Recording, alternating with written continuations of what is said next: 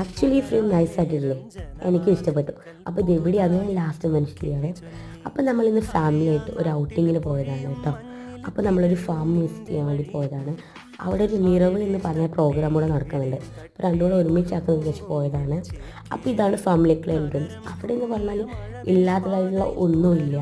ഇത് തെങ്ങ് കമുക് ഇതിൻ്റെ സെക്ഷനാണ്.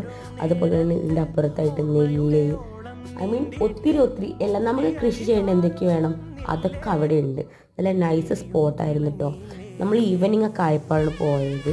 അപ്പോൾ നമ്മൾ കാറ് പാർക്ക് ചെയ്തിട്ട് അവിടെ ഒരു ചെറിയ വെള്ളച്ചാട്ടവും വെള്ളമൊക്കെ നമ്മൾ കണ്ടപ്പോൾ കാണാൻ ഇറങ്ങിയതാണ്.